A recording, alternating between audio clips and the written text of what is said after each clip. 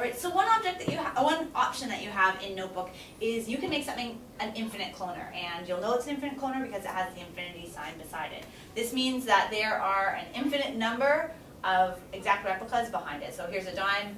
I have as many dimes as I want my students to have, well, just as many as they want to have, rather, behind that dime. I'm just going to get rid of these ones. So you could use this, for example, if you wanted to say to students, okay, show me 2 different combinations or 5 different combinations of 25 cents. And so they could take dime, dime, nickel. They could take 5 nickels, and these will never run out. So you can have many, many students come up. You don't need to worry about resetting your board. The way you make something an infinite cloner is by putting the object on your screen, and these came from the gallery here. I just searched coins, and there's a good number of Canadian coins in there.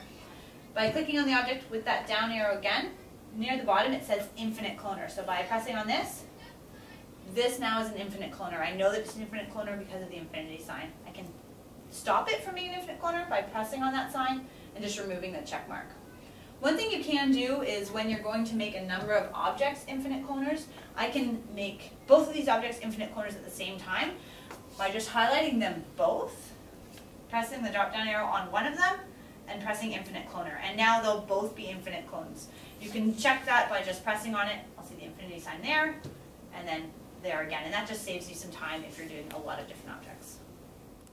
So here's an application where you could use the infinite clone. We've got a couple of number models here with the symbols missing between. So we've got a bunch of symbols here, and what we can do is we can make them all infinite cloners. So we'll do that by selecting all of them, pressing the drop-down button, pressing on infinite clone, and now each one of these can be picked an infinite number of times. So looking at our first number model, 80 something 50 something 37, so I can do 80 minus, and you'll see my minus sign is there, it is still over here.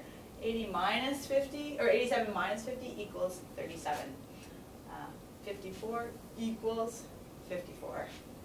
36 is, less than 96, and we can do all sorts of things. There's lots of different options here.